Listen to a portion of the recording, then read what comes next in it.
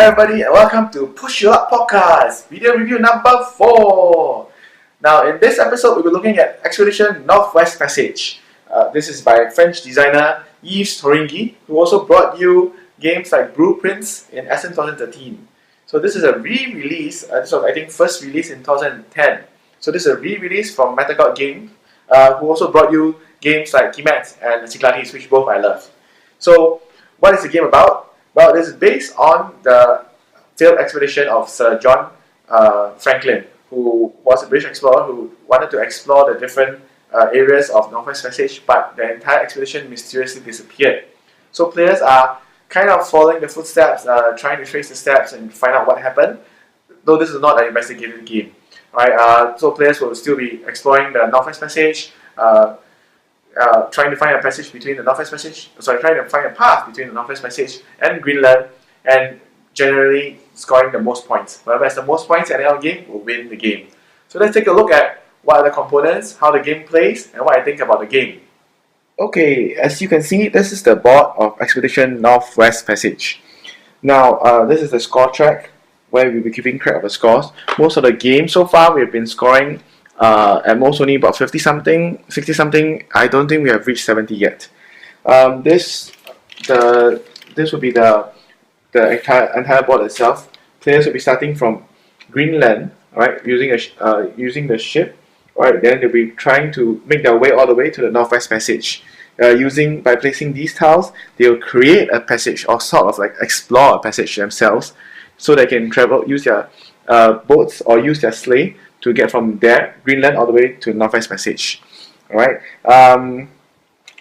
This will be the player order. Okay. Whoever first passes will go first next. There's no extra bonuses if you pass first. This will be where extra tiles will appear. There's also a place for 6 standard tiles, which are arranged based on their type when you first place it onto the board.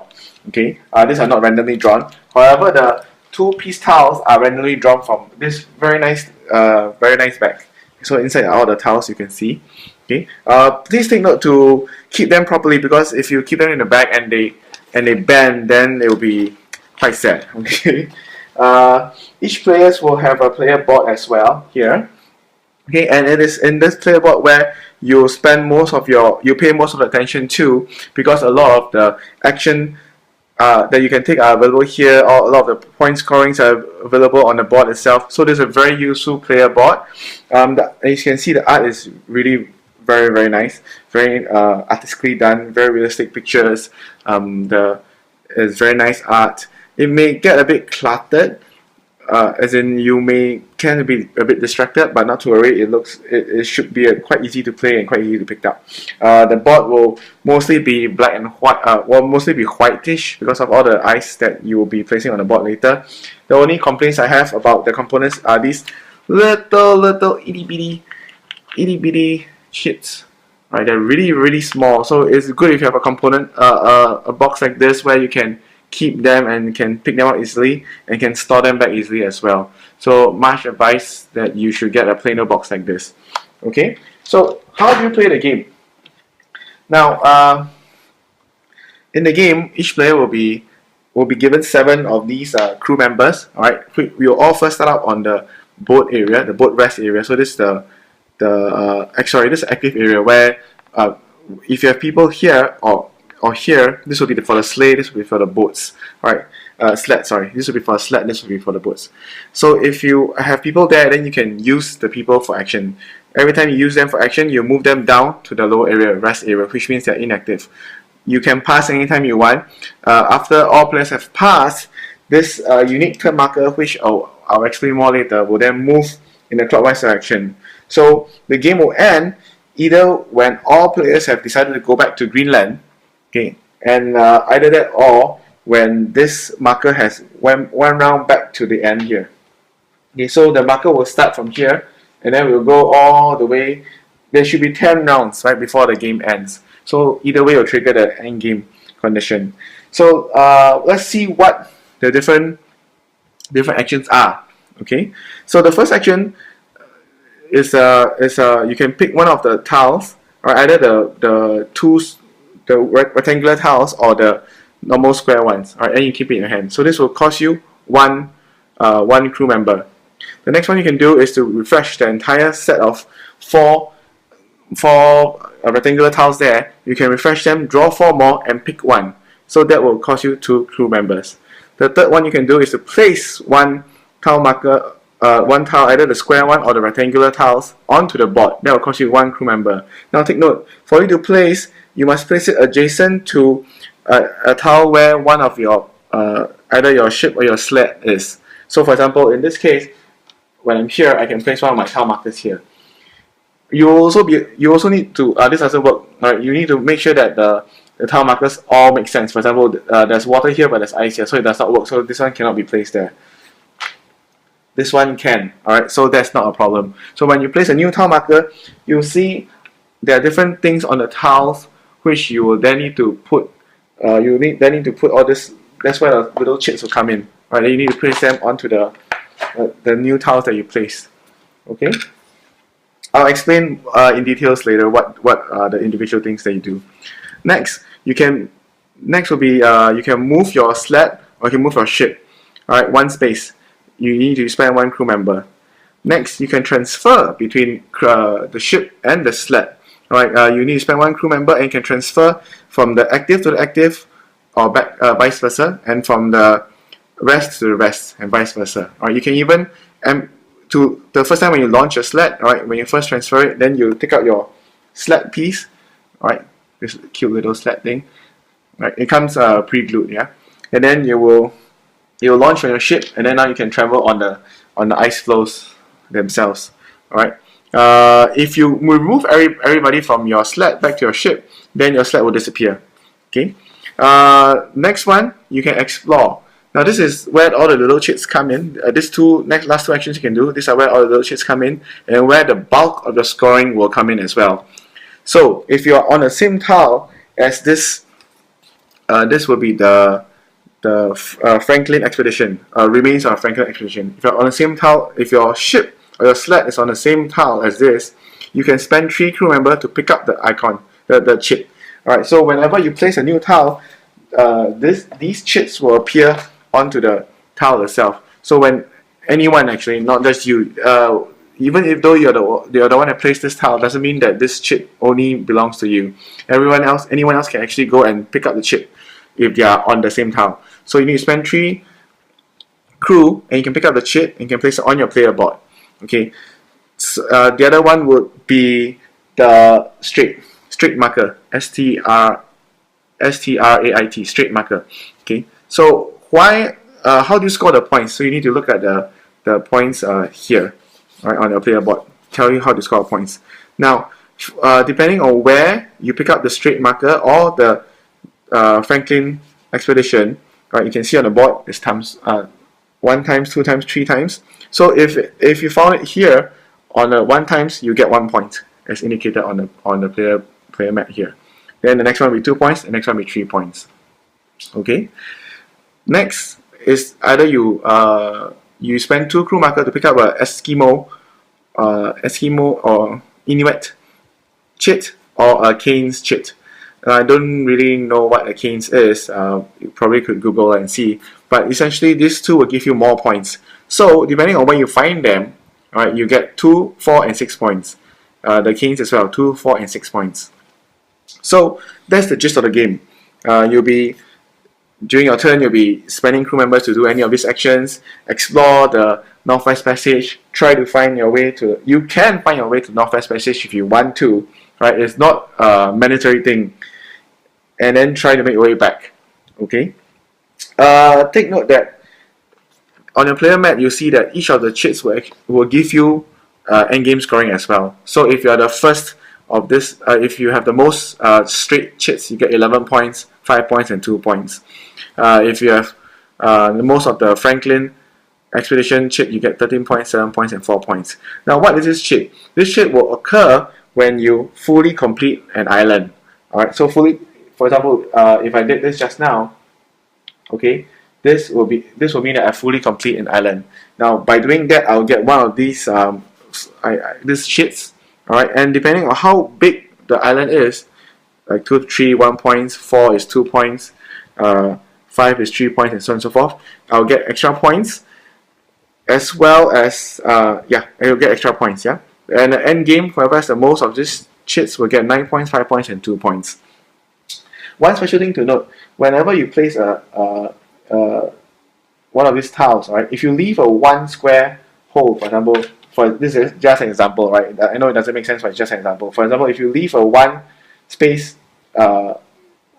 square space blank, all right, you will be able to automatically take one of the pieces and plonk it there to fill it up. Okay, only the one square space will allow you to do that. If you happen to do it in such a manner, for example.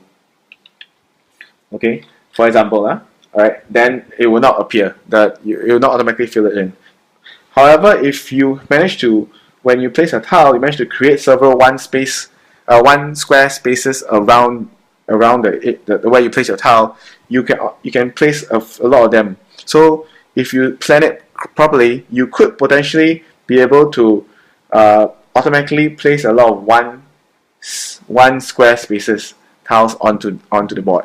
Okay, most of the time we will try to complete them. You can go for a tactic of trying to complete them, but it's only 4 points, so it's not really a lot. The most of the points will still come from trying to explore and get all these chits. Yeah. End game scoring: if you have a complete set, you get 6 points. Okay, complete set means one of each. You get 6 points. Every complete set, you get 6 points. Now, what are these 2 penalties here?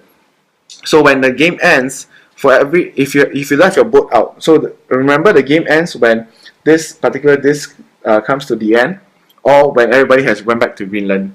So when the game ends, if your ship is left out on the board, minus 2 points. For each person you left out on the board, regardless whether it is on the ship or on the sleigh, you also minus 2 points. So this is the penalty points. So what else do you need to take note of in the game? If you're the first to come to the Northwest Passage, that means you travel all the way, regardless of whether it is the ship or the sled, you get bonus points. So depending on the number of players, you get bonus points. So for 4 players, if you're the first to get there, you get 15 points. Going back to Greenland, you also get bonus points. So if you're first to go back and it's 4 players, you get 10 points, and so on and so forth. Okay. One thing to take note: in the game, there seems to be 2 ways of playing the game. Either you are going straight for Northwest Passage and back again to score the 15 and the 10 points, 25 points, or you can just muddle your way around the place and explore and get all these chits to get more points. So it even though it's called Expedition Northwest Passage, it's based on the Northwest Passage and the expedition that went through it. You do not need to go all the way. There's not a requirement to go all the way to the Northwest Passage and back again. That's not a requirement. So it's not a race per se. It is a race to get the most points, but it's not a race from one end to the other end. Alright, and last thing to note, now this is a special disc. It is shaped in this way. When you place it down, you should put it in this manner. Alright, the blue on top and yellow below. Why? So whenever it travels, alright, where it is right now, you need to draw an imaginary line like that. Okay, everything on top, every tiles that's on top, right, that has the ocean part, right, will be frozen, which means now your sleigh or your sled can travel around. All right, even onto the tiles with the blue waters. All right, so you'll notice that you'll travel in this manner. You'll go down, and go the other side, and go up again. So which means that you need to plan. If your boat is in an area where, for example, if this is here now, my boat is now stuck. Right, it cannot move at all. Your sleigh or your sled can still move, but your boat will not be able to move. So it's stuck effectively. So you need to make sure that you have moved enough people to the sled, not get stuck here, because if you have any people left here, there are not many things that you can do with them.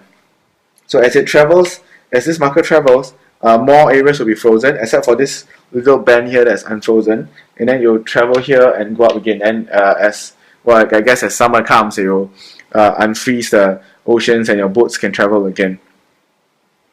So yeah, that's essentially the gist of the game. It's quite I would say it's a medium light to medium weight, sort of Euro style game. The team, you can feel the team because there's quite a lot of exploring to be done, which is quite fun in my opinion. Right, you pick up the tiles, you try to form the land. All right, and you do have a sense of race if you are racing your fellow players to get all the way here. But along the way, some players will inadvertently feel that there's no point joining in the race, and they'll just back out, so they'll just kind of drop out.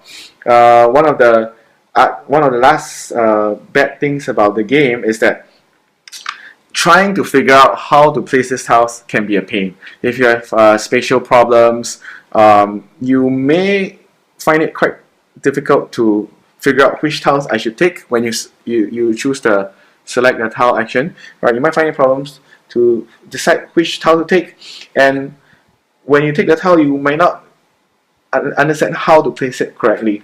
So this is a problem that you should be aware of when you play this game. Now, the last thing I want to say about the game is that you can actually play this game online on BoardGameArena.com. On BoardGameArena.com is quite a good, faithful representation of the game. It plays fast. It's a real-time online gaming site. You can play Expedition Northwest Passage in real time. And the best thing about playing online is that when you select the tile and you want to place the tile, the game will automatically highlight to you which areas on the board you can place this tile. That is such a godsend. That's really very good because it saves a lot of time. You don't need to figure out, oh, can I place this there? No, cannot. Then you'll give you error kind of thing. So it helps a lot. That was the gameplay and game components of Northwest Passage. So how do I feel about the game? It is a light to medium weight game. It is not a racing game, so don't be frightened by the box and all that stuff. The art is wonderful, it's beautiful, chips are very small, that could be a problem. Spatial problems, as I mentioned just now. It's supposed to be, it can be a game, it can be a very cutthroat game as well. One of my other gaming groups has mentioned that they were blocking each other, they were placing tiles to screw with each other, so that's interesting. I have not personally seen it because most of the time when we are already sailing, when there's 2 of us or 3 of us nearby, the only sense of screwage or the sense of urgency that we have is, oh, I need to get to that chip first before my opponent does. Or I will not place my tile now because if I place now, it doesn't make sense. My opponent could potentially jump ahead of me and get the chip for him or herself. One important rule that I forgot to mention is that if you decide to take more than one action during your turn, which you can, you just need to pay 1 extra crew member more. So for example, if the first move I was to pick up a tile, I pay 1 crew member. Then I want to pick up another tile again. I need to pay 1 crew member for the action and plus 1 more.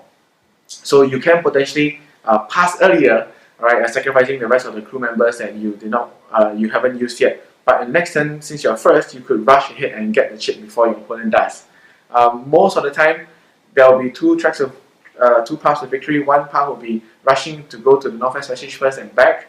Alright. The other path would be to explore around, get all the cheats that you can, score as many combos as you can. Right, be the first in all the different cheats, and as well as the complete set, and you'll probably be able to score more points than the person who actually went to and fro. So therein lies a little bit of a detach from the team, because the game does not require you to, it's not mandatory for you to travel all the way to the Northwest Passage and back to Greenland again. So it doesn't mean that you need to plant a flag there and back again, then you can win the game, which is kind of odd in my opinion, because after all, the game is based on Northwest Passage. So all in all, it was quite a fun game for me, but I'll recommend you try it first before you decide to buy it. So that was Northwest Passage.